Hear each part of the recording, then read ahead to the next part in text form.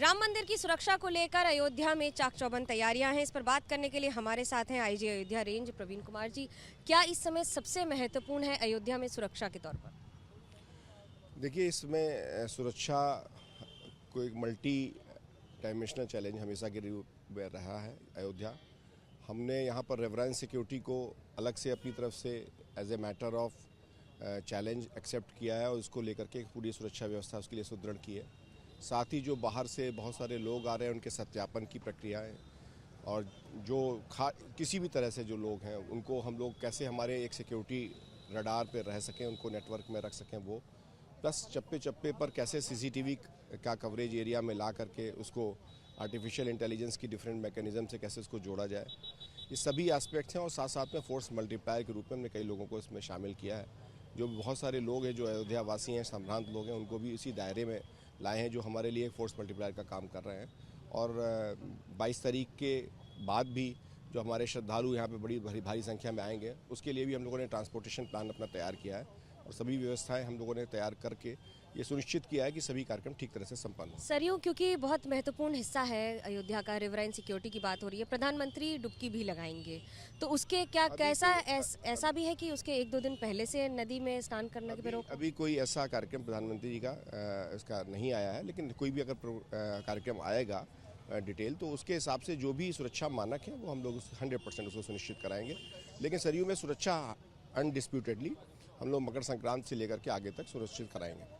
कितनी riverine teams हैं और अगर सड़क की बात करें तो क्या एंट्री पॉइंट्स पे निगरानियां पहले से कितनी ज़्यादा बढ़ा दी गई हैं? देखिए, हम लोगों ने विजिबल इनविजिबल दोनों तरह से निगरानियां इसमें की हैं। हमारी जो रिवराइन सिक्योरिटी है यहाँ से लेकर गुप्तार घाट तक और डिफरेंट तरीके से ड्रोन के माध्यम से वो हम लोगों ने इसको सुनिश्चित किया है।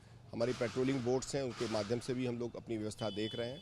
और जो आने वाले अयोध्या में प्रवेश करने वाले सभी लोग हमारे किसी न किसी तरह से सिक्योरिटी के नेट में रहें, ऐसे प्रबंध किए गए हैं और लगातार उसे और अपग्रेड करते जा रहे हैं। सामान्य लोगों के लिए गाड़ियों का प्रवेश कब से बंद हो जाएगा और क्या मंदिर को भी रोका जाएगा उसका काम को कुछ दिन के लिए? पहले से पता है, सभी जगह पे ट्रस्ट की तरफ से बता दिया गया है कि 20 से 22 तक के लिए ये मंदिर नहीं रहेगा दर्शन के लिए। 22 के बाद हम लोग सभी श्रद्धालुओं को, सभी उत्साही जनों को, सभी धार्मिक व्यक्तियों को मंदिर में प्रवेश के लिए एक सुलभ तरीके से तैयारी करेंगे और जो भी लोग आएंगे उनका बहुत सुलभतापूर्वक उनकी आस्था और भावना को देखते हुए 23 तारीख ऑनवर्ड्स हम लोग पूरी तैयारी कराने के लिए अपने अभी से प्रतिबद्ध हैं। संक्रांति की भीड़ बहुत ज़्यादा होने वाली है इस बार, तो उस भीड़ को क्या आप बाहर पहले करेंगे, उनको बोलेंगे बाहर जाने के लिए, या वो कंटिन्यू करके अगर कोई रह गया 22 तो कैसे हैंडल करेंगे? भाई, ये चीज़ें कुछ हमारे लिए हैं और सुरक्षा के लिए यहाँ पर जो भी स्थिति होती है, मकर संक्रांति का लोग पर्व पर आते हैं, मकर संक्रांति का स्नान करते हैं और जाते हैं। और हमारी सभी लोगों के माध्यम से यही अपील रहेगी कि चूँकि दर्शन 22 तारीख के बाद यानी 23 तारीख ऑनवर्ड्स हैं, तो भारी संख्या में जिनको भी आना है वो 23 के बाद आए, ताकि यही हमारे लिए एक उनका सहयोग होगा।